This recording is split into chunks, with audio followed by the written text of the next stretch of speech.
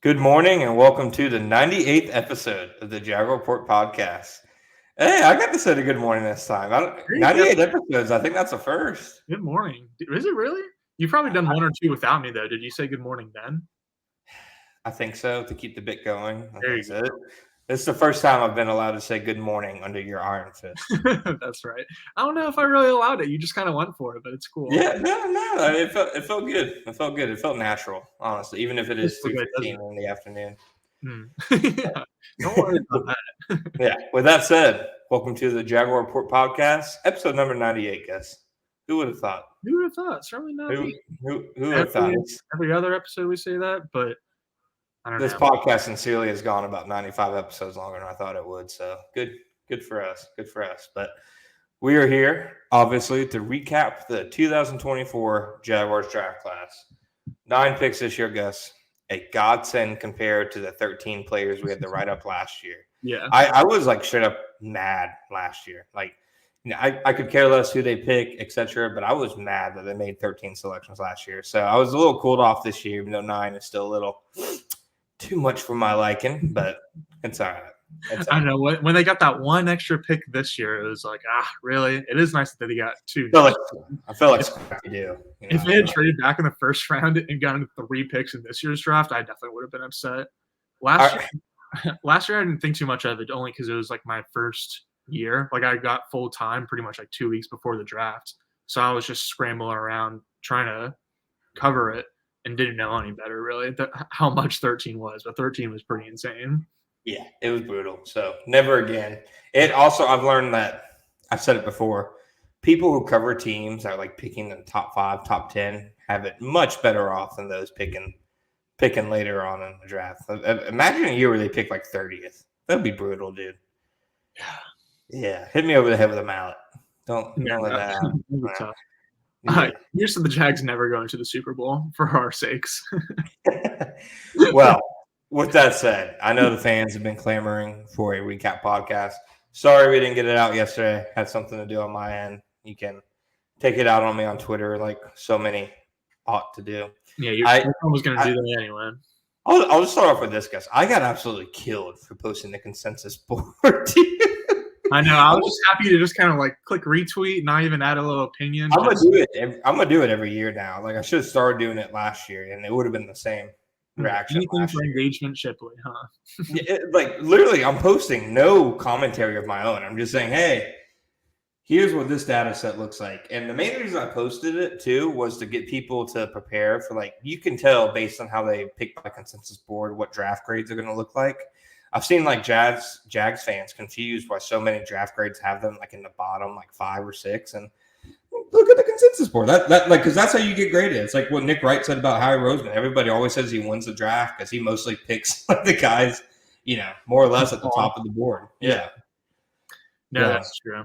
It's tough to like gauge like just like the whole grading of drafts, because obviously we need to have like some kind of grade immediately and can't only look at it in hindsight. Like there's got to be some way to like grade the process, and that just happens to be like the best, I don't know, material way to grade the process, or just like the best thing to be able to point at or pull from or whatever. And so it's definitely not a perfect metric. I mean, no such thing as a perfect metric, at least when it comes to football. Yeah. And so like and like all the other metrics out there, like there's plenty of context that you like need. Like Mason Smith was. There was definitely a lot of reaches for the Jags in the draft, but I think Mason Smith was probably like the least egregious, despite what like the numbers might say, because like there was no way he was going to get out of the second round, regardless of what big boards might have said. Plus the fact that he's like such a good team fit in Jacksonville, just like makes it a little bit better. If he had gone somewhere like that just like made no sense for him, where he probably wasn't going to be able to get the chance to like develop with a good defensive coach, then you could like grade it poorly. But when you get context a little bit behind it, then I don't know. Like I said, it's just like other metrics. It's a nice thing to point at and pull from, but you still need context. But that's kind of what we're at right now in terms of like just NFL draft grades, because we got to be able to, I don't know, analyze it now and not just wait until we know if players are good or not. No, 100%. And as much as people say they hate grades before a player hits the field, The numbers don't reflect that. It is consistently one of the most read stories every single year, at least on our site. So, and I'm with you. Like I said, I don't think the consensus board is like a Bible to go by, and I'm actually higher on the Jaguars draft than the consensus board is. Mm-hmm. I feel like I said that multiple times throughout the weekend, and I was still getting like slaughtered. Somebody like asked me if I was done like doomsday scrolling, and I'm like, "What are you talking about, dude?" I said I like the pick. I saw in multiple group chats on Twitter and via like iMessage, Shipley hates the Jaguars. It's my fault, I guess, for thinking people could read. I mean, I don't know. I think there's fault definitely in both directions. You should know. Yeah. You should have known better, but like it's definitely not all your fault either. I both got accused of being too much of a hater and being a company man, so I'm not really sure. I'm not really sure what I could have done. I'm really not, but nonetheless, yeah, that's And last thing I'll say on that, one fan did tweet out the Jags picks by and compare it to like the difference in consensus board the last two drafts. Just saying, the data reflects that they weren't great drafts at the time, and everybody hates those drafts now. But I will say I'm higher on this draft than consensus. Let's get rolling, Gus. We had a whole episode about Brian Thomas Jr. and the first round process, so we won't go too much into that. I recommend everybody listen to that for our full takes. I had a floor ceiling take in there, but I do think it's worth talking about it a little bit more right now after today's news of they released former starting wide receiver Zay Jones. Yeah, to me it was like one of the most telegraphed moves possible. Like you don't keep a guy as a fourth receiver who doesn't play special teams and pay him $10 million. Like there's no NFL team that's doing that, like in the history of the league. And to the point of, well, who's going to play receiver now if the Jaguars get injuries? Yeah, they'd be screwed. So would every team in the NFL. There is no team keeping 4 starting quality wide receivers on their roster. I'd love for somebody to find that team. Have people seen the Eagles wide receiver depth chart after like Devonta Smith and AJ Brown? Like it's terrible. It's same for the Bengals. I mean, they just got Jermaine Burton. I don't know which round it was, but like it's the same for the Dolphins. Like you either have like 1 or 2 great guys and then a bunch of scrubs, or like you just have like all complete mid, like the Patriots. Like the Patriots have like 5 or 6 receivers who like could see the field, but like is definitely not a number 1 or 2 option. And then there's teams like the Jaguars in the middle where they have like 2 or 3 really nice options, but not really a star player. And I don't know, after the Zay Jones cut, like now Devin Duvernay is their wide receiver 4. And so it's kind of the same situation they were in last year.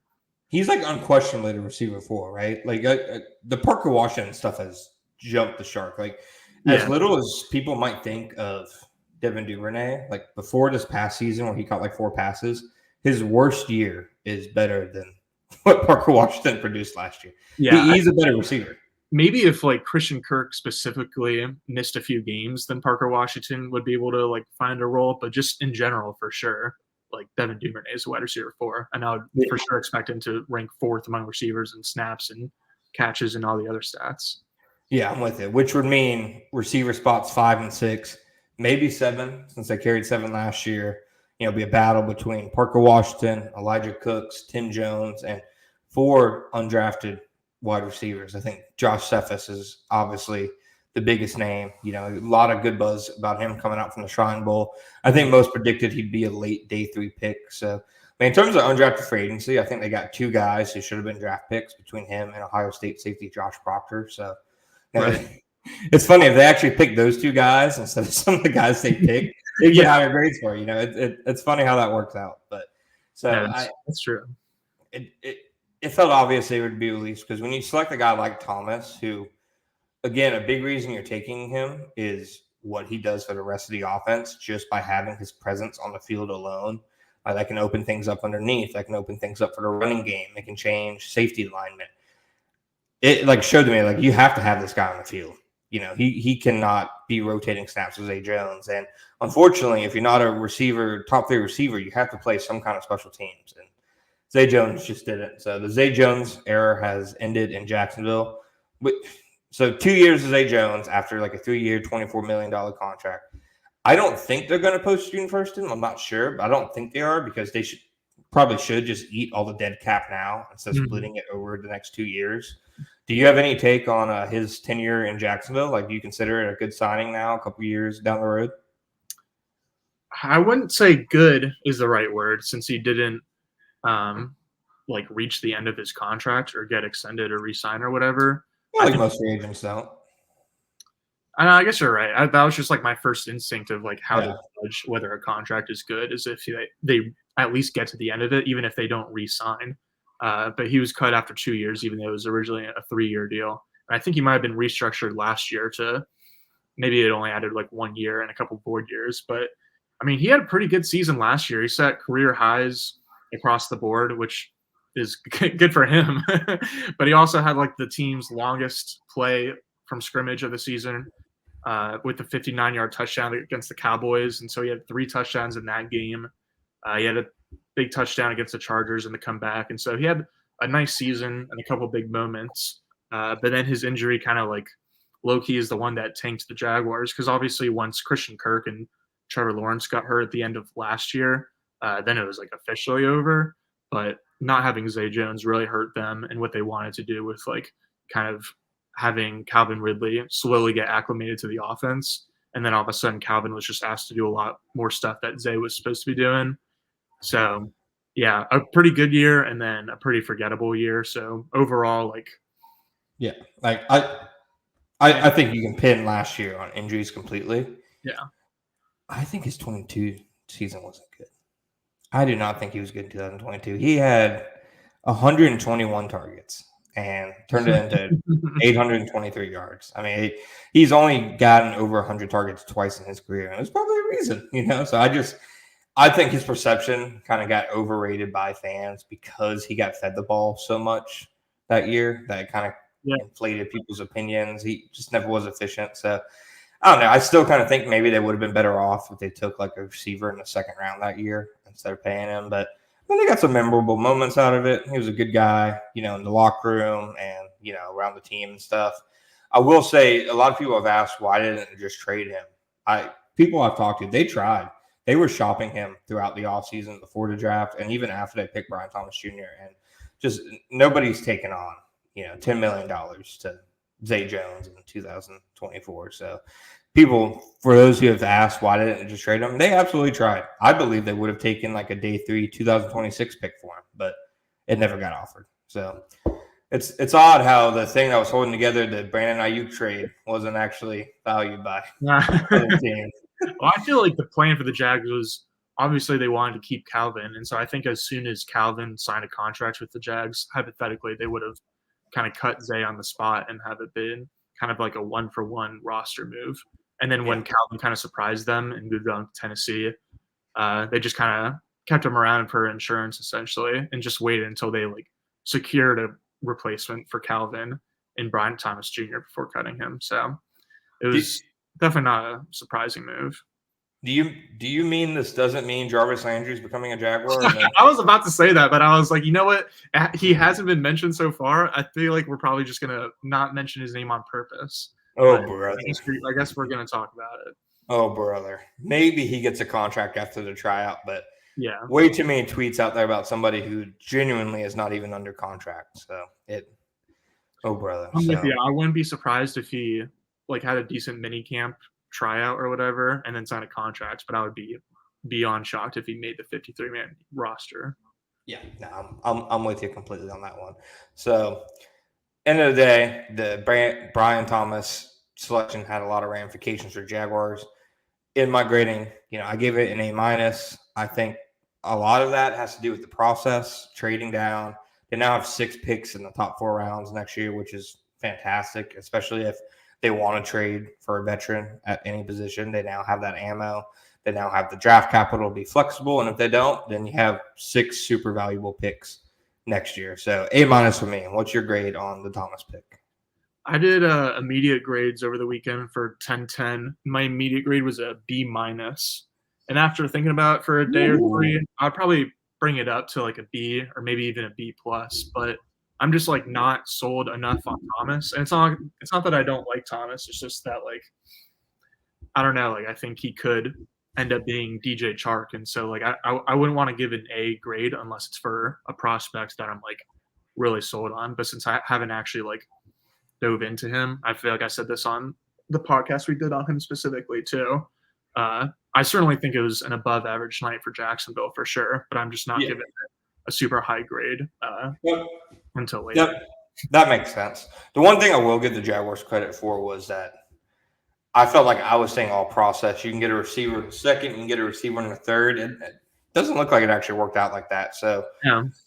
3 receivers went in the first round after Thomas, and then the second round started with 3 receivers in the top 5 picks. So the only receivers that would have been available at 48 consist of Adonai Mitchell, who went at 52. He's kind of like a similar player to Thomas on the field, but I mean, everybody saw the buzz that Chris Ballard went on and on about. I have to presume, as much as like the Bob McKinn articles do suck, that there's a reason like one of the most athletic receivers in football slid to the second round. But yeah, we'll see on that one. So Mitchell is maybe the one case you can make for maybe they should have picked somebody else in the first and a receiver in the second, because otherwise no other receiver went in the second. Malachi Corley went top of the third. Not a fit at all. Jermaine Burton went in the third. I loved him as a player, but let's get real. Him going to the Bengals is like the perfect thing. He's a very Bengal type player. Nobody knows what's going to happen with him. Roman Wilson to Steelers 84. He wasn't really option. Jalen McMillan, another slot type guy. Luke McCaffrey.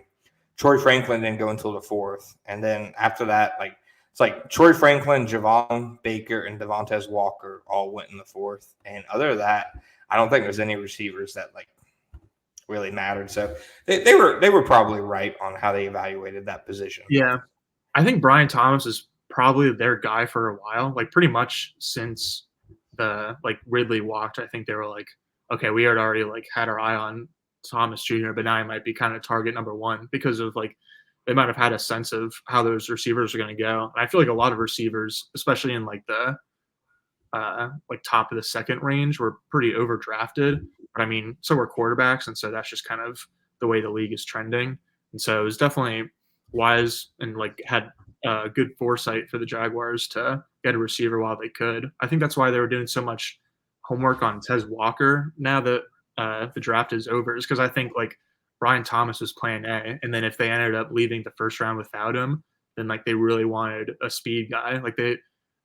Peterson for sure, and I think Balky too, both talked about how important speed was specifically in order to stretch the field and create space. And Tez is probably the best pure speed guy. He's this class's Marquise Brown basically, where can take the top off, but he's not like Brian Thomas, where he has potential to grow into even more than that. So yeah. I feel like Tez Walker was plan B for them. Yeah, I'm with you on that one.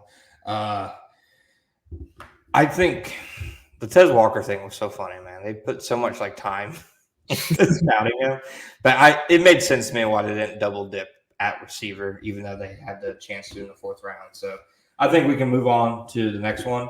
Pick number 48, second round pick, Mason Smith, defensive tackle, LSU. First things first, Gus bodied me. I'll just make this clear. Gus toe tagged me. Gus told me he was going to go high. I, like the sheeple that I am, didn't listen to him, read too many mocks and stuff. Even Dane Brugler, I think, said the day of day 2 or a couple days before the draft, somebody asked him, they're like, don't you think Smith could go higher than people think because of his frame and athleticism? And Brugler was like, yeah, he could sneak into the top 50. So I don't think that many people should be surprised. I was wrong, Gus. For the record, our bet is right down the middle because my mock draft destroyed yours. So nobody's wearing a Hawaiian shirt. You were right. There's no scenario where Mason Smith would have left round 2, let alone get to 96 overall. I mean, that kind of frame, that kind of athleticism, that kind of movement skills, you're going to hear the comparisons and you're going to hate it, but it's very Chris Jones-like. It just is. Look at Chris Jones's measurables and look at his production from Mississippi State and tell me what's so different. The difference is obviously that Jones has developed marvelously since he was drafted by Kansas City. I'd say Jones had better tape too. I actually watched I watched 3 games of Mason Smith from 2018 and then watched a game of Chris Jones in his final year. It's not fair because it's Chris Jones in his final year versus a freshman, but Jones should have been like a top 10 pick. I'm watching it, obviously, in the hindsight, knowing he turned into Chris Jones, but he was like blowing plays up like consistently. And you go back and look at the scouting reports, the reasons he dropped to the second or maturity, didn't produce enough for a big prospect like he was, et cetera, et cetera. More or less the same things, you hear on this end. So I want to preface this by saying I'm not saying he's going to become Chris Jones, but I see the vision, man. I think he's either going to be Robert Nkemdiche, the guy the Cardinals took from Ole Miss who was terrible. I think he's either going to be that or he's going to be a Chris Jones level Pro Bowl player. The movement skills and the frame from the 3 technique position, you don't find those guys very often in the draft. He has legitimately good tape from 2021. That, of course, was 3 years ago. And that's probably why he was at 48 and not in the first round with all the tools that he has, was because the last 2 years have basically been useless for him. He, tore his ACL early, like 10 plays into 2022. And then last year, he was both recovering and you could also, in my opinion, tell he was kind of just trying to get through the season, like alive, so he could, like declare. Yeah. So not a lot of snaps the last 2 years. He has a long way to go in his development, but I'll say, I guess, I see the vision. And I also I feel like that's the pick they've been killed for the most. Don't think it's even close to the worst pick. And 2, it's not even the worst pick an AFC South team made for a defensive tackle in the second round. Taking Devondre Sweat at 38. That was crazy. That's miles worse. Because, even if you don't account for Sweat's like off-field stuff, fine. Mm-hmm. What upside is there? He is a 360-pound nose tackle. He's offering you zero, zilch, nada as a pass rusher. Yeah. Why are you taking that dude 38 overall? So it's been interesting to me to see the Jags killed so much for taking Smith, where I'm like, and the Titans made a significantly worse pick at the same position early. But that's my take on it. I gave it a B-. I'll say it. I'm a Mason Smith fan. I like the traits. I like the tape before he got hurt. I think that pairing him with Ryan Nielsen is a pretty good proposition. He's like one of the premier defensive line coaches. I know he's not going to be his position coach, but just having his influence. So I don't think it was that egregious of a selection. Yeah, I think all that is fair. First of all, you don't have to apologize to me. You just have to apologize to Matt Miller. But, oh, brother. I'm actually mad at myself because like I've been calling defensive tackle or defensive line in round 2 for a couple of weeks now, but like I just did not identify Mason Smith at all as a fit, even though I definitely should have. I guess I don't even know what it was. I just didn't know enough about him, I guess, and so I should have done a deeper dive on all the prospects at the position. But I definitely wasn't surprised to see the pick in terms of like Mason Smith and defensive tackle and all the traits and the LSU line and all that stuff. But I gave it a C flat, which is for 2 reasons, basically. One is just that he's such a boom bust prospect, I feel like. Like Thomas Jr. is also boom busty, but it's like his ceiling is wide receiver 1 and his floor is probably wide receiver 3. But for Mason Smith, his ceiling is like maybe Chris Jones, sure. But then his floor is probably like not on the NFL. Years. Yeah, exactly. And so like just because, again, like I didn't have enough conviction for Thomas to give him an A. And so I don't have enough conviction for Smith to give him a B.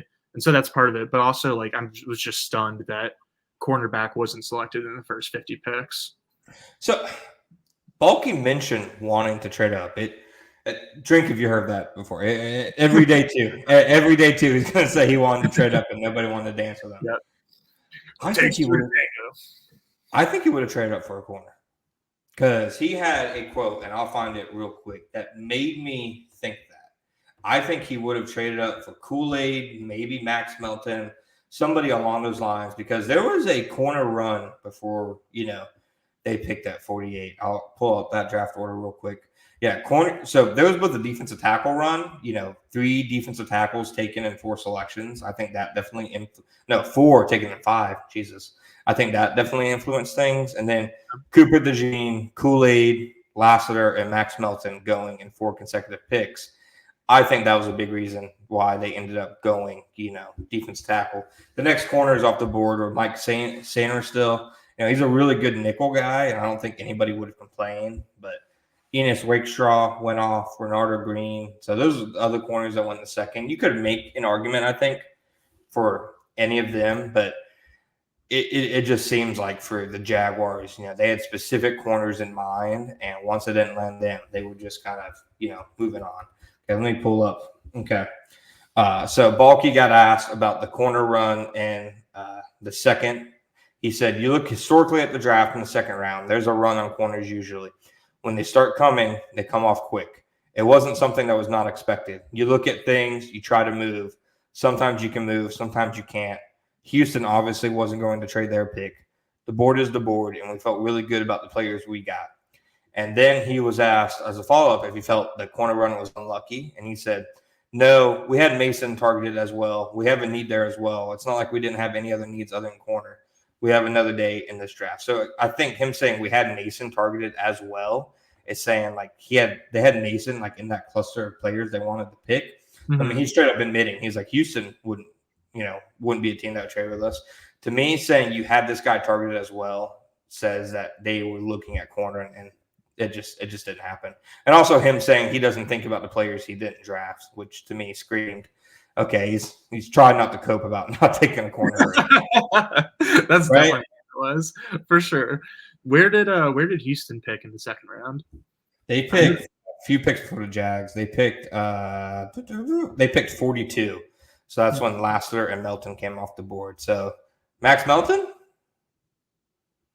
I mean, I would have been happy with Enos Rakestraw. Enos. Or like I'm not personally a huge Enos Rakestraw.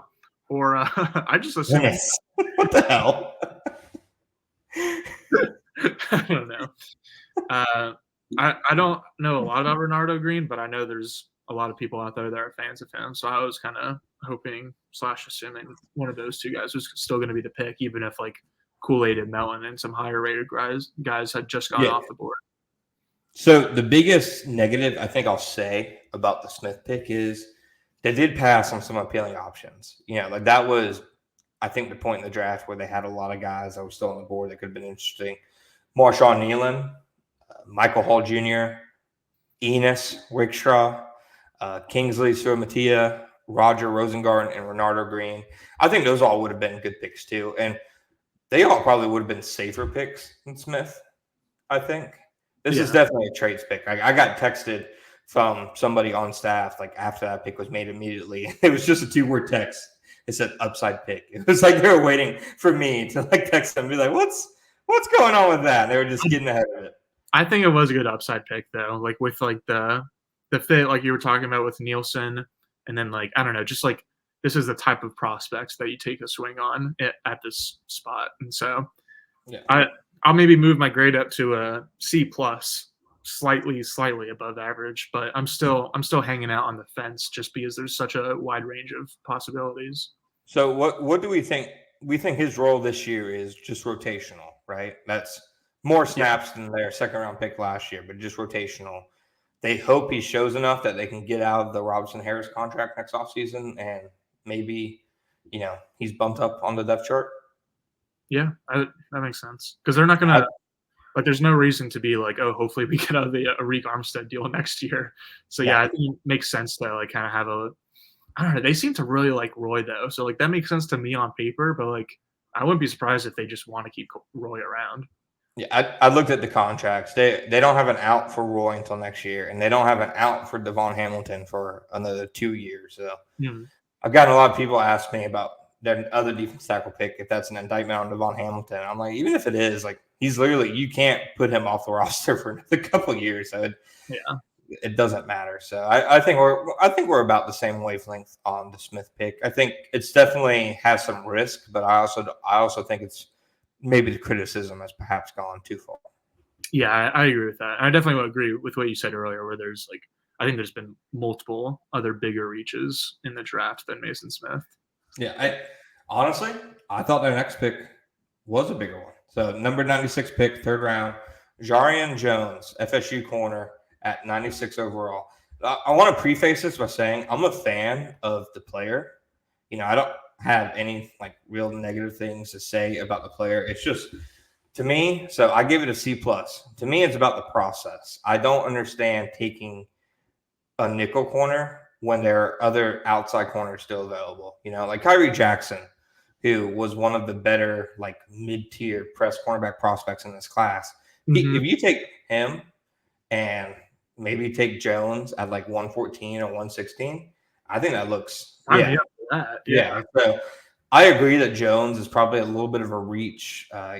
Nobody had him like really in this like range in terms of mocks and stuff. I think Dane Brugler had him in the 6th round, which I don't agree with that grade, but I was listening to Athletic Show and he was like disgusted with this pick. I think this pick is better than that. I don't think it's a F minus. What the hell are you doing? Brenton Strange type pick. You know what I mean? Because that was legitimately, you could say on the spot then, that is a bad draft pick. I don't think this is that. I just think the process of valuing a nickel corner over an outside corner was a bit odd. And maybe their copium is that they think he can play outside. I do not. Dude, FSU fans despised him until he got moved into the slot. He is a slot corner. Every corner it feels like they ever take, they say he has inside-out versatility. It's rarely ever true. I don't think it's true in this case. I think he is a nickel and a nickel only. I think he's a good nickel. I think he has definitely some athletic traits that suggest that even though he's an older prospect with a lot of experience, that there's still some upside there since he's only really spent 1 year at the position, and he obviously tested very well. So I'm a fan of Jones as a player. I think he fits in well. I think it's a good thing that they took a nickel corner at some point because it was still a need and I reiterate, Darnell Savage is not a nickel cornerback. So I think there's some positives to the pick. It's just I keep coming back to he really could have taken an outside corner here, No, we're right on the same wavelength. I wrote down for this grade, I like Jones as a player, and then later I mostly gave the pick a mediocre grade for the Jaguars' process. And so it was the exact same thing where like they did need like a nickel because I feel like they're going to do the same thing they did late last season where it's like they're going to have Darnell Savage or maybe Antonio Johnson, one of the two playing nickel on early downs, and then they'll have Jones come in on late downs, kind of like Herndon did, and be like the cover nickel, which seems pretty silly to me, but I'm not an NFL coach. And so again, I agree with you where like if it was someone who truly had inside-outside versatility or someone who was just outside only, I would have been much happier with this pick because I feel like you can find nickels more often in the middle of day 3, which is where Jones was expected to go. And so it was a little bit of a reach. And if you're going to do a little bit of a reach on someone, I want it to be like a Mason Smith or like even if people don't think of defensive tackle as a premium position, like if you can get a pass rushing defensive tackle, then that's a premium position. And so that's worth taking a risk on in day 2. But I didn't really think this was worth the risk of taking likely a nickel only corner who's probably going to be like more of an impact on special teams than anything else, honestly. And like, so we talked on, I think it was the Brian Thomas Jr. show that we did about how like Tyson Campbell is a free agent next offseason, and it wouldn't surprise us if like they end up just drafting his immediate successor in the 1st round, kind of like how they did with Thomas Jr. and Ridley this year, and then Anton Harrison and Jawan Taylor last year. And so I wrote, Monteric Brown remains a succession plan for Tyson Campbell at outside corner. I would have tried to find someone a little bit sooner in 2024 so that you're not kind of like scrambling in 2025 like you were the last 2 off seasons. Yeah, and you're surprised, right, that they didn't attack the secondary harder. Like, I get why they made each of their first 2 picks. It is just it's surprising to me, especially with the change in scheme and how much they even said outright that they needed to attack it. That they weren't more aggressive. Yeah. Balky said it multiple times. He did say a couple times too that like he likes the depth, so he at least gave us the hint there. But like, I feel like the real hint was in the Nielsen presser when he was like, "We got guys that can rush the passer, but we got to find guys who can cover." That's more paraphrasing, but and they can use the copium of we drafted 2, but did they really? Hey, Marshawn Lattimore is still out there at least. Yeah, that was a good call by you. And I'm with you. I did a 2025, like way too early mock, like just picking a first round player. And I went corner because even if they were signed Tyson Campbell, I still think corner is probably going to be their biggest need. Yeah. If they re-sign one of the offensive tackles, that's not a need. So I think that corner is a need no matter what, whereas left tackle is a coin flip. I'm with you. I think next year we see the same strategy that we've seen the last 2 years, but it's either going to be a corner or left tackle. And my guess is it's going to be at corner. So it'll be interesting to see. All right, Gus, we're going to break real quick, and then we're going to get into the nitty gritty of the day 3 picks. We'll be right back. All right, we're back. Some news after the break.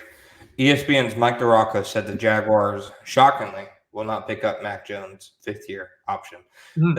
The buzz definitely seems like they basically just want Mac Jones for this year and hope to maybe get a comp pick for him next year. So I will say it was a beautiful bit for the Patriots to take Joe Milton to pick after him. It was that was a nice way to bring it all full circle. It really was. But all right, we're back with the Jags draft class. We've gone through the first 3 picks. Now we're on to day 3. Day 3, I think we both kind of learned, is where under this regime, the Jaguars like to get pretty weird. And this year was no different. I think I'll start off by saying this. My takeaway on how Bulky drafts after 4 years of covering is, I'm not sure he has a care in the world where other teams value anybody, right? Like, I think he just sees his board and that's it. And I'm not saying that as a compliment or a criticism. It's just when they make reaches, I think that's why. Like, he doesn't care if this guy will be available in the 6th because he doesn't care how other teams grade. He cares how his team grades. Does that make sense? Yeah, I definitely agree with that. I think also, like, one takeaway that I had was that Balky has a small board, maybe. And by that, I mean, like, not a very big board. I think, who was that? I'm pretty sure it was John Lynch who said in a pre-draft presser this year that their team had 82 players on their board as, like, with draftable grades. And so, like, once, like, 60 or 70 players off the board, like, then, like, the Jags board might have looked like Jordan Jefferson, Cam Little, a bunch of undrafted free agents. And so, like, I feel like their day 3 was just a fast pass to unrestricted or undrafted free agency. And so I think part of that is just because, like, they didn't have a lot of players graded as draftable. And so pretty quickly they were, like, looking at UDFA type players. Yeah. And like you and I have said before the draft, this draft basically ceased to exist after, like, the 4th round. Sans like a couple options. Did you catch? I think I don't know if it was NFL Network or ESPN. After they made their Keelan Robinson pick, they went to the Jags war room. It's just Tony Khan, like, going through that giant. Did you see that? No. Yeah, it was Tony Khan going through, like, a giant laminated thing, bunch of colors, like, color coded and everything. It seemed like he was, like, going through, like, their preferred, like, undrafted free agents because that's what he does, which to me kind of said it all about, this draft class. But We'll start round 4. Pick number 114, Missouri offensive tackle Javon Foster. He got linked to – I feel like on day 3 especially, maybe it's kind of easy to peg who their guys are. Tyler Lacey, we both, like, said last year how obvious it was they were interested in him. Javon Foster was the same thing. His name came up, like, multiple times during the process as somebody that they were interested in. I give it an A. I thought it was one of their best picks. I think that I'm a fan of his tape. And I legitimately, my belief on offensive tackle is, so, like, the Chargers to me played the draft perfectly because they took a premier tackle prospect at 5 overall, and then they got a receiver at 34 or 35, whatever you want to call it, and Ladd McConkey. If you reverse that and they take Malik Neighbors, then they get who? Like, what offensive tackle in the 2nd round? Like, it's much better to draft tackles early because tackles simply do not fall down the board that far. So I'm a believer that if you want to draft a starting tackle, you need to draft them early, which to me is what makes this pick, in my opinion, a steal. I know it's not a steal by the consensus board or whatever, but look at some of, like, the, like, value, like, offensive line evaluators and stuff. Everybody you talk to is a Foster fan. He has swing tackle versatility. He's played left tackle. He's played right tackle. He has a ton of snaps in the SEC. He's another, like, older prospect, which they took some, like, 24-year-olds in this class. They said beforehand it was an older class, which it is. But he has swing tackle versatility. And he's one of the few day 3 tackles who you can say has a legitimate starter upside. And that's not to say that's your future left tackle right there, but he has a chance. He legitimately has a chance. And to me, to take a player in the 4th round that at worst is a swing tackle and at best can potentially start for you at 1 of 2 tackle spots, I think that's a good pick. And we talked about it. They had to take a tackle at some point because they have 2 tackles on expiring deals. So I thought it was a good pick. Yeah, Brandon Thorne called Foster an ideal development pick who can be groomed into contributor over time. So that's kind of like what everyone said, is that like even though he's an older prospect with a lot of experience, almost similar to Jerry and Jones, where he still has a little bit of untapped potential in his game. And so it makes a lot of sense to get him now and then have him learn from Cam Robinson and Phil Rauscher and like hopefully, fingers crossed, like not play at all as a rookie, because that means there weren't a lot of injuries in 2024, and then like be just not the option, but a option to be a starter at tackle. And I think he even like, it seems like the Jags' plan for him is definitely swing tackle, and then we'll go from there. And I think that's fair. But like, I've also seen some stuff that suggests that he could be a guard. So I think he's got a little bit of versatility to him. I graded it B. It was definitely easily like the best pick I thought they had outside of the 1st round. And I think even with Brian Thomas, like those 2 were probably my favorites that they had. It just makes a lot of sense. And I think it was a good value getting him where they did. Yeah, I really don't have any like negatives to say about this pick, honestly. I thought it was a smart process that identified, a good prospect. He in my opinion, I know he wasn't like on the consensus. He was 4th round value. I think he should have gone in the round 3 because, like I said, some other tackles went earlier too. Like Brandon Coleman went a little bit earlier than I thought. Blake Fisher went a little bit earlier than I thought. Roger Rosengarten. Some people said he was going to get pretty early, but he went a little bit earlier than I thought. And so for them to still be able to get Foster in the 4th, like with the way that the draft went specifically. And like for context, the next offensive tackle taken after him was like 20 picks later. And it was that dude from the British Columbia who, like is a complete. No one had ever heard of. Yeah, exactly. So not exactly, strong point tackles. And I don't know, you go to the end of the 3rd round, some of these, so there's a tackle run between the 3rd round and the 2nd round. I would take Foster's tape over Blake Fisher's. Rosengarten, I think is probably, he went 2 rounds earlier. But I think he's a better prospect. Sua Matia, I thought was a 1st round prospect. I would take Foster's tape over Brandon Coleman's, who went 67 to Washington. I'd take it over Caden Wallace, who went 68 to New England. I'm not going to try to pronounce the Yale offensive tackle's name, but I'd probably put them about even, the one the Bears took. I would take him over Gus Logue mocked player Delmar Glaze, who went middle of the 3rd round. And I take him over the Pittsburgh tackle that the Colts took. So I thought this was some of the best value of the draft, honestly. There you go. Yeah, I feel like we're on the similar wavelength for both this pick and the Mason Smith pick.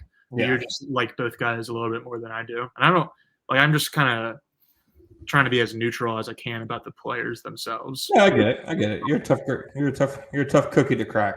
I'm going to be a tough grader because no one else in local media is. Hey! Meow! You just got claws. No. Let's hear it. This one's a B. This one's a C. And me is like A-, A, B+. I'm like, we can't have 2 people like that given out grades. So after the kicker was picked, your grade for that got read out loud. The room killed it. Really? Killed you for it. Yeah. They killed you. I stood with you. There we go. I haven't heard or seen one other person with the same take as me that it was not a good pick, but we'll get there when we get there. Yeah, that's right. All right. Moving on. 2 picks later, 116. So basically national media was already calling the Jaguars draft pretty weird up to this point. Fair. By this pick, before they made this pick, I'm like, they actually got a pretty decent haul. Maybe some reaches, but it looks like a decent haul. Yeah. This was a pick I can't sell myself on. Jordan Jefferson, LSU defensive tackle, number 116. So I gave it a D+, and my reasoning, it honestly has. Well, I can't say it doesn't have anything to do with him as a player because it's basically about like his upside. But like, so people kept saying the Jags took their LSU's third best defensive tackle in the 4th round. Potentially. Mekhi Wingo was a fan of many. He did go in the 6th round. I'd say Wingo was probably not even on the Jags board because of size and arm length. And the arm length threshold, by the way, I put this out the other day. Yeah. Nathan Smith, Jefferson, Miles Cole. It's a predictor, right? For sure. I think that, and then also a low-key one is speed for cornerbacks. I think Balky really likes his corners to be fast, which is a good thing. So I think that's more of the low-key one, whereas like arm length for defensive linemen, like you got to have long arms. Or like what's the threshold specifically? Like 32 and a half? 33. 33.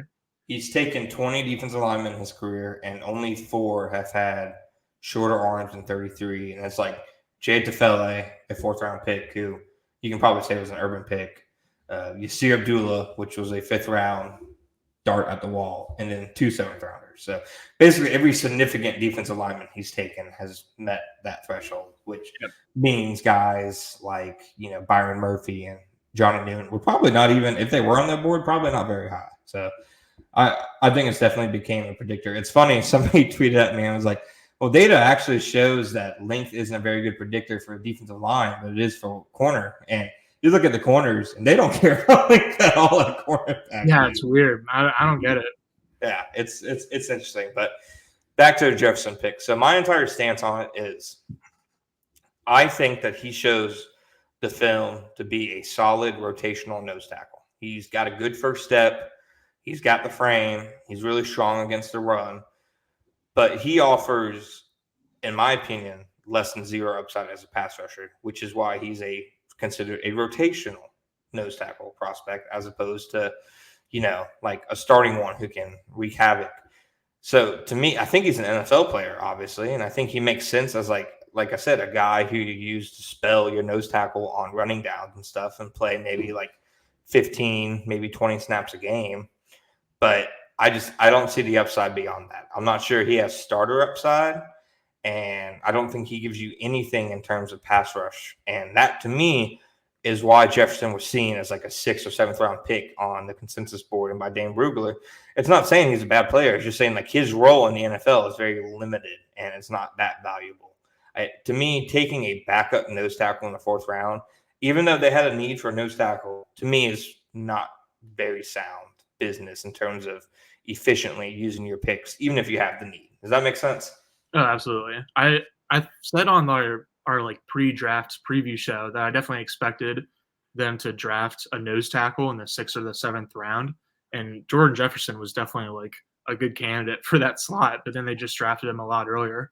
So that's why I was kind of thinking that, like, after they were able to grab Javon Foster 2 picks earlier, like then it just became like undrafted free agency for them, and they were just getting all these non-premium positions. Because I was saying earlier that like Mason Smith is a premium position player, but it's the opposite for fellow defensive tackle Jordan Jefferson. And so I gave this grade a C because like at this point he was the 3rd LSU player taken, and I was like, clearly the Jaguars see something in all these LSU guys, and whether it's like genuine untapped potential and they're finding like diamonds in the rough, or if it's just blatant and dumb bias, like I'm not sure which it is, maybe a little bit of both.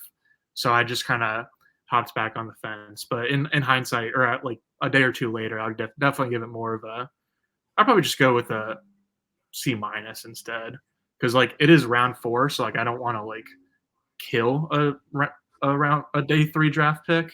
But I don't know. I do think that this is going to be like the pick that they look back on and regret, because Tanner Bortolini went the pick after to the Indianapolis Colts, and like I don't know, Balky said multiple times during the offseason, like they wanted to add physicality, they wanted to get stronger, this and that, and so like this should have been. He told us what they were going to do. Yeah, so this was a pick that people should have seen coming, but at the same time, like you could have gotten a nose tackle in the 7th round, and like if you're going to take like any position in these middle rounds, it should have been interior offensive line, because I feel like that was the position in this draft that had like the most depth.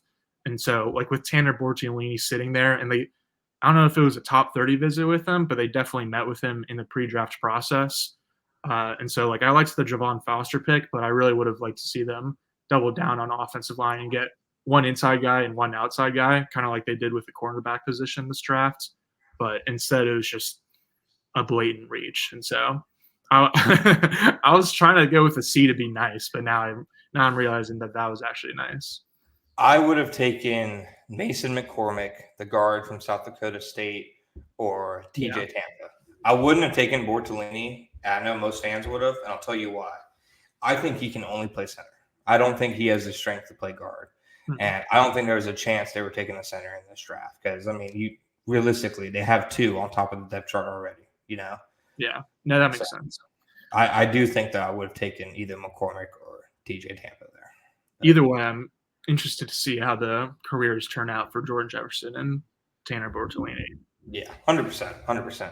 All right, moving on to their next pick. 5th round, number 153, they took Ole Miss cornerback Teontre Price. I gave it a B.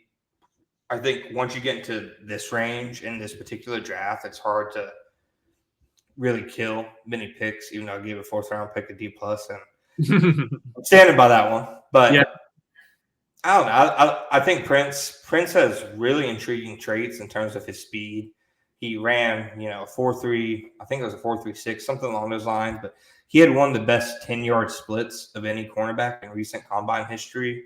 And he has press coverage experience from Ole Miss. So to me, it's like similar to like the Monteric Brown and Gregory Jr. picks of a couple of years ago.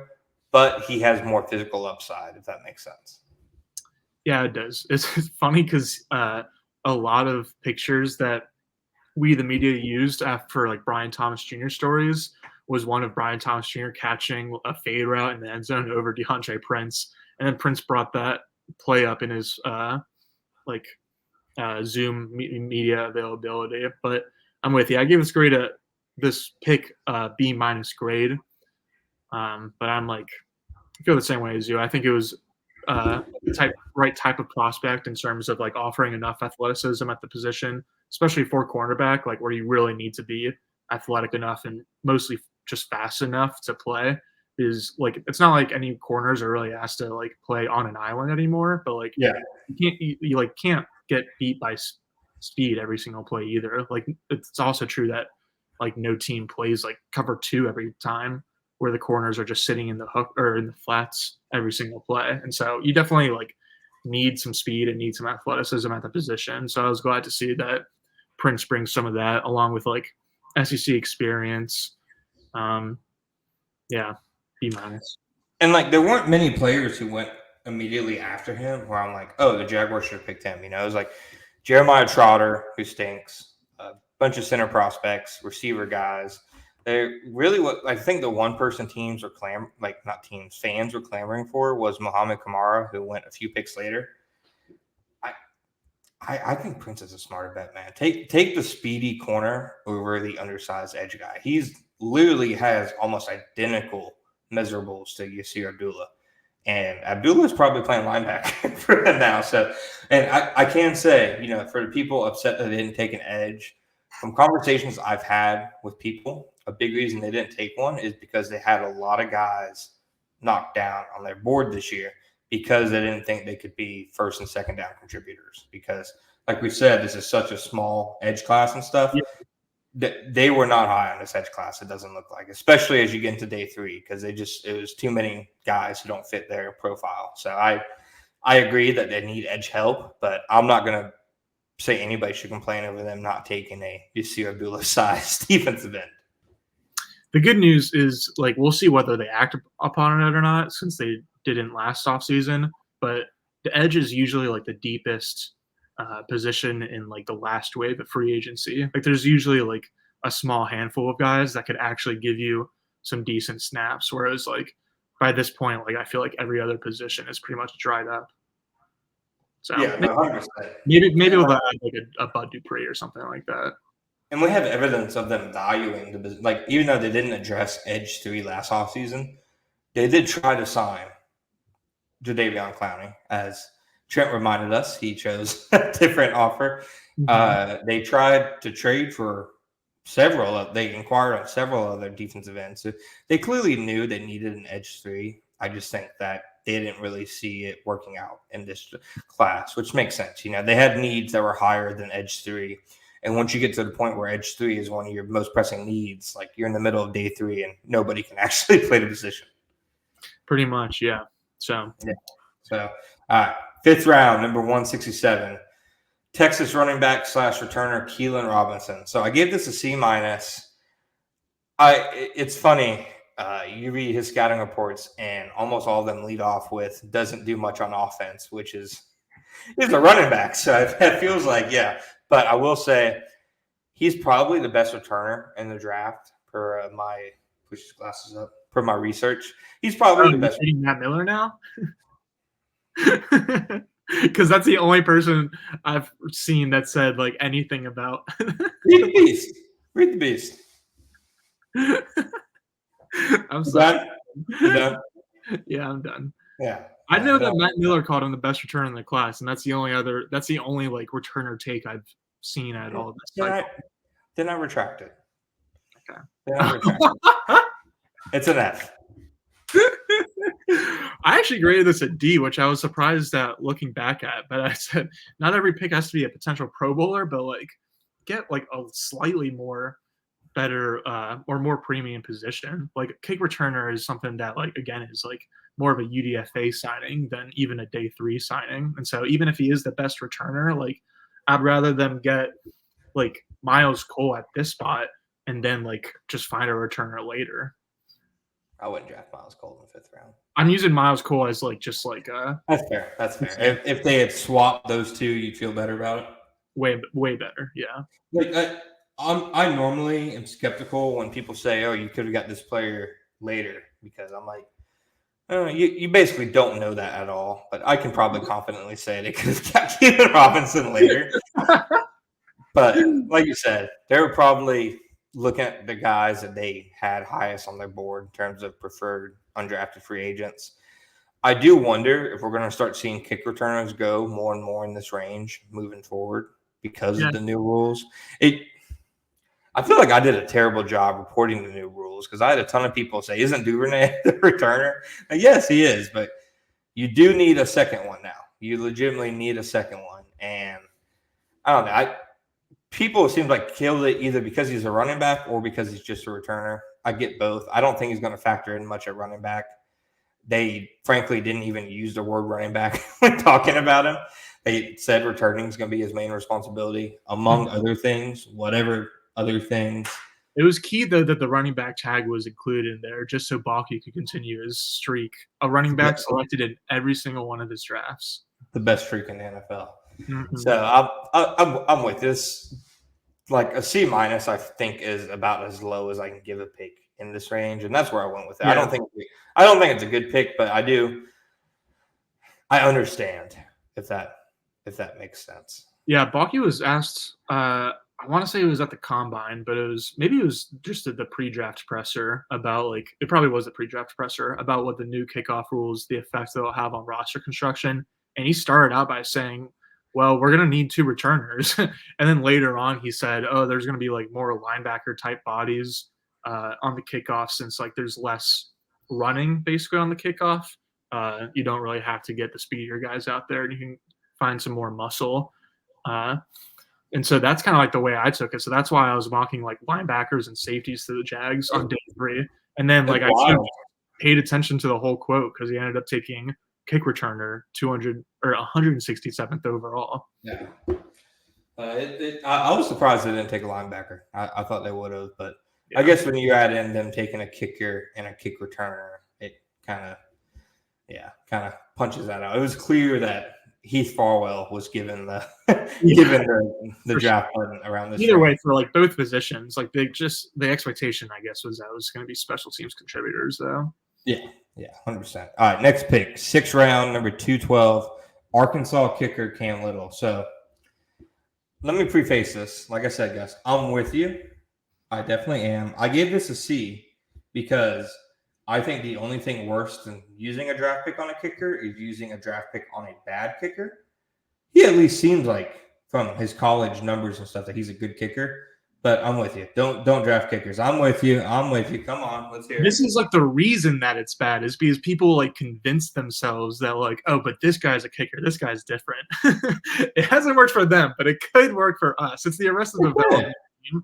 And like, there's just been so many like research, analytic papers, whatever out there about how like kicker is an especially hard position to like just find talent at. Like you thought getting quarterbacks was hard. Like trying to find a starting kicker. It's just there's not a lot of guys out there.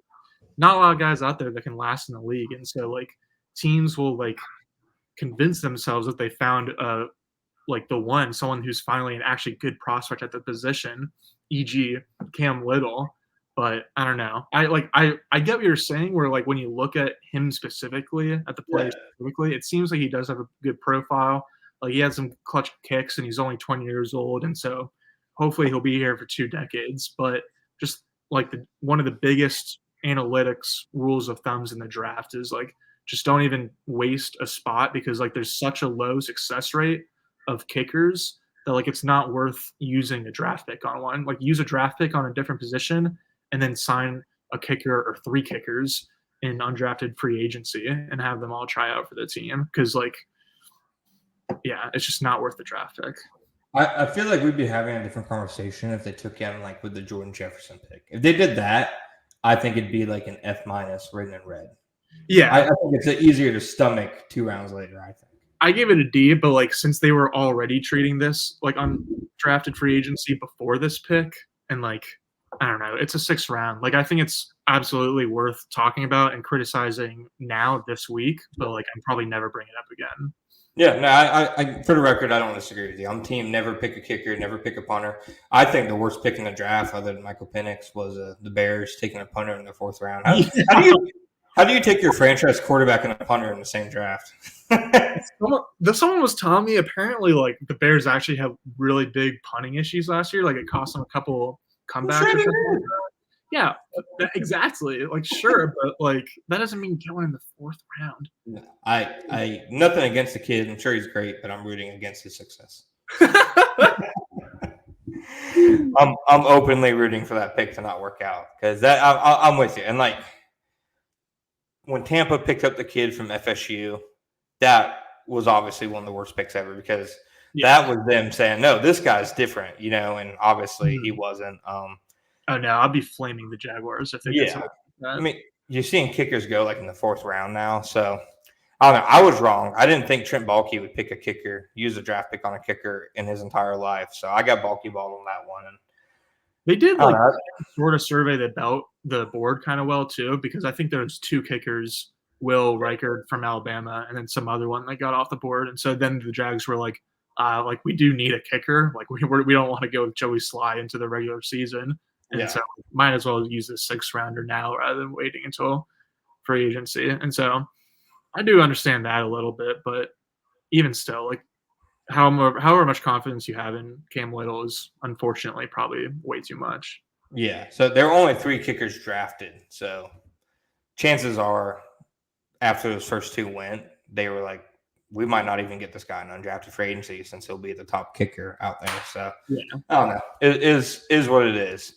Next pick, last one, 7th rounder, Texas Tech defensive end Miles Cole at number 236, a.k.a. the guy the Jaguars picked after a kicker. Yeah, it's there, Mr. Irrelevant. Yeah, so, like, I love the traits. Freakishly long arms. I think he had the longest arm length and the longest wingspan of anybody at the combine. Tested like a freak. He looks like Tyree Wilson, basically, from, like, a traits standpoint. Yeah. The one small issue is he is not very good at football. That's the only reason a dude with his traits falls to the 7th, right? For sure. There's no other reason. I expect him to be a practice squad defensive end who they say, hey, maybe we can get something out of him with coaching, but he's certainly not ready to make an impact this year. His production and tape says that. Like he's literally, they're starting from the ground up with him. Yeah, I gave it an A grade because I was like, finally they got an edge player to play behind Josh Allen and Trayvon Walker, because like we were talking at the top of the pod about how people are like, oh, but what if like a receiver gets hurt? Like you can say that about every position, but for the Jags, I think it's like especially edge, because if like Trayvon Walker, like, I don't know, like hits his fingertip or something, knocks his fingernail off, and has to like get it taped up for a quarter. Like that's a whole quarter of rotation that I'm not going to want to see. And so like I just assumed when the pick happened that Miles Cole would like certainly not be a heady contributor, but I thought he would like get like Yasir Abdullah type snaps. But now after like a day or two, I'm with you where I think he's most likely a practice squad player and would probably only get called up if there was an injury or something. And he's one of, I think, only 2 of their picks who I don't really see a path toward playing time this year, which is an improvement from last year, right? Prince is the other one. I think unless there's injuries, you don't see Prince play defense. I think everybody else, you at least Foster. Yeah, I was like Prince and Foster are kind of sort of in the same range. Sure. But like, Prince and Foster are also like fine for that because, and then even Cole too, because they're all like important positions that like need to be addressed at some point, even if they're not. I mean, you could argue that they're major needs now, but even if you didn't say that, like they're going to be major needs at some point. So it makes sense. Like when we talk about like how the draft is just like a dartboard, like I want the darts to be thrown at these important positions and then like use like the cheap knockoff darts later in undrafted free agency to get your kicker and your kick returner. But just like while you have as many darts, I want big swings. Yeah, I mean, elite athlete at premium position, that's what you should be targeting in the 7th round, right? Yeah. Exactly. So he like, to me, it's much better than taking like a Derek Parrish or a Raymond Vahasic in the 7th, because there's at least something there traits wise. I mean, he looks like the most Trent Baalke prospect of all time, dude. I mean, just complete. He's like a Greek god in terms of measurables, but put him on the field and it's an adventure. So we'll see. It will be interesting to see how he compares to last year's Mr. Irrelevant, because that guy was pretty irrelevant. Who was it? I think it was the fullback, right? God, brother. Oh, brother. I know. Yeah. It's all right. No, I'm not going to make my fullback in the 2nd round joke. I'm going to do that to myself. So I gave that pick a B. Overall, Gus, how are you feeling about the class? I'll start. I'm not going to disagree with those who are criticizing it too much, even though I'm a little bit of a fan of the draft. But I will say I'm just using Trent Baalke's past drafts as context, not the rest of the league. My feelings about this class, walking away from it, compared to my immediate feelings in 2023 and 2022, I like this class a good bit more. I left the stadium last year like, what the heck what was that? The year before, I left the stadium and I was like, wow, day 3, they really kind of just lit on fire. I feel better about this class than I feel about the last 2, if that makes sense. It's a lot of boom bust, but I can sell myself on more of these picks than I could at the last 2 drafts. Last year, if anybody wanted to storm the gates after day 2, I would have said that's an appropriate reaction. I didn't have that feeling this year. I get what you're saying, and I think it's like fair to kind of point out that maybe there's some progress he's growing. Progress happening in the building, perhaps. But at the same time, like, is Gardner Minshew a good quarterback just because he's better than the 2 quarterbacks that came before him? Yeah. You know what I mean? Yeah. Like, just because you're comparing like a piece of crap to a bigger piece of crap doesn't mean the smaller piece of crap isn't a piece of crap. So I'm not saying that this draft is a piece of crap. I'm just saying that like the perspective that you use could like kind of change how you feel about it big time. And so I think in a large scale context, I would give this a C+, mostly just for the first round being like getting extra capital and then getting Trevor Lawrence a cost controlled young weapon to grow with. So I think that was like a great round 1. And then even though there was a few objective reaches in the 2nd and 3rd days, like I understand like taking the swing on Mason Smith. And like I understand prioritizing special teams, especially with the new rules. And so like everything was understandable, but I only gave it a C+ rather than like a B- or even a B, because like the first 2 picks especially are just such big swings at the plate where like I feel like they're both. I mean, even just Mason Smith alone could like dictate how we're going to grade this draft in 3 to I was 5. gonna say he probably makes or breaks this class, right? And so like I just think that the fact that like it could sway in either direction by such a wide margin, like I can't like get too far off of the fence. And so I think it was above average, but pretty close to average. So I'm giving it a C plus. I'll give you. I agree with C plus. I won't disagree with that. C plus in general. B minus by their standards. I was B flat by their standards. I can work with that because I agree. I agree with everything you said. I think when you're the Jaguars, you got to take your wins when you can. But I'm with you. I think Mason Smith probably makes or break this class because, like I said, they passed on so many solid players at that spot that that's probably going to be the pick where if he doesn't work out, people can say, "Oh, this guy was there," or "This guy was there." You know, for sure. At the same time, if Brian Thomas makes 3 Pro Bowls in the next 5 years, then it's going to be a good class regardless. That's a fair point too. So that's, I guess they've got 2 just like big old swings at the plate, and so as long as one of them goes yard, it'll be okay. Fingers crossed for both. Give me best pick, worst pick, most interesting pick. Best pick, I'm probably like between Javon Foster and Brian Thomas Jr. So to make it not the first rounder, I would say Javon Foster is the best pick. The worst pick, I gotta stay with the take and gotta go Cam Little, the kicker. Ooh, that was the worst pick. I'm sorry, Cam Little. He seems like he's probably an okay dude. It's nothing personal, but like I said, these are like all more so based on the process than the players. And then the most. Go ahead. If he works out, you have to buy him a beer. He'll be legal by then. Okay. That's for sure. Most interesting pick. I'll go with Brian Thomas Jr. for that one. I'll go. It just like is so good on paper in terms of like not just being able to catch bombs from Trevor Lawrence's big arm, but then also like he's in a good ecosystem to be able to grow from like really good veteran leaders and Christian Kirk and Evan Engram and Gabe Davis.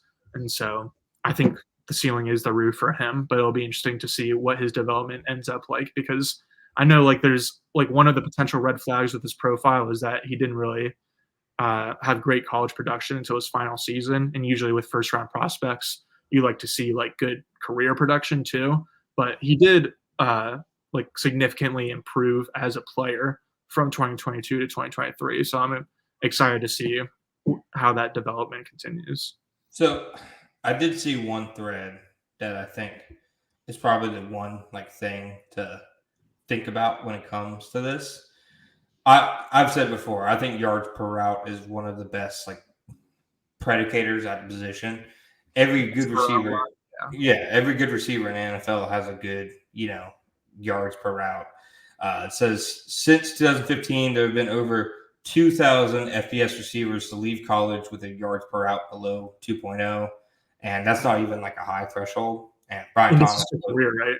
Yeah, and Brian Thomas was below 2.0, and of those 2,000, only 2 could be classified as non-bust, and that's DK Metcalf and Terry McLaurin. So if he hits, he will be kind of a statistical outlier, Yeah. I wonder, maybe this is just cope, but I feel like it's probably a good thing that DK is one of those guys, because DK is a guy that he's like drawn comparisons to through the cycle of like, oh, he'll immediately be a sick vertical threat for you, but the question is whether he can actually round out his game and be more than that. Yeah, I agree with you. I'll go with, I think best pick was Javon Foster. I thought it was the best like mix of process and value and need. Worst pick, I think Justin Jefferson. The all wide receiver? Jordan Jefferson. I've said that like 5 times. I hate it. Jordan Jefferson. And then most interesting pick, I'll go Mason Smith, man. I'm very interested to see what happens to that, because like I said, I think he either is a massive hit or, like you said, he doesn't make it past his first contract. And I do think like similar for him, like he'll be able to like learn from Arik Armstead, Josh Allen, Trayvon Walker.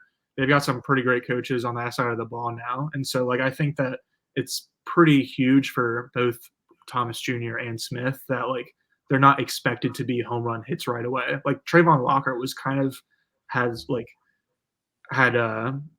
a million more snaps expectations. Yeah, because like he was playing so often and like was on such a bad team that he was expected to be good right away, even though it was really unfair to expect. But now we can like actually tamper expectations a little bit as Thomas Jr. and Smith are like brought along a little bit better. Yeah, I'm with you on that completely. Well, Gus, you got anything else for us, my friend? Any takes to let off before we depart for the day?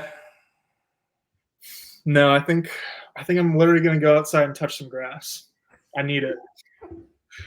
Gus, I just want to say I thought you did a fantastic job covering the draft for Big Cat Country. I am proud of you, and for 1010. I'm proud of you, as always, my friend, to see your growth in this field and growing your voice. And if anybody asks me, I mean, there, two people that I think deserve every Jaguars fan's follow. That's you and my man Daniel Griffiths. So I just want to say kudos to you on a hard work and job well done. Appreciate that, John. Well, I've said this before, but definitely would not be here without you. So I'm excited to see how we both develop, how we both grow. I wonder how we're going to get graded. I don't know. Big things coming soon, though, to the Jaguar Report podcast theme. Are there? You tell me. Jaguar feed is what I was. Wow, I'm so brain dead, man. Jaguar Report podcast feed. Yeah. Anyways, I like seeing your brain melt in real time. Yeah. With that said, remember to like and subscribe to us on YouTube. If you sub to us on YouTube, you guys will be the first ones to get the episode in the hour it takes me to post it elsewhere. So thank you guys. As always, we're almost at our 500 goal. So continue to sub, continue to tell your friends, family to sub, and we'll be extremely grateful. But with that said, you got balky balk, buddy. Thank you guys for listening to the Jaguar Report podcast. What? I know Quezzy did. Quezzy. Brother. Yeah. God, do you think he's climbed out of the locker you got stuffed into yet? Absolutely not. He's still crumpled up there. He is the least analytical GM of all time. Right? Dude, he loves trading up. It doesn't make any sense. Crazy. It's wild. They've got about 3 picks in next year's draft. But yeah, sure, that was a good trade, Minnesota. He should be the first person the Jaguars call in round 1 next year. Absolutely. Yeah. So with that said, thank you guys for listening to Jaguar Report podcast. We'll be back when we're back.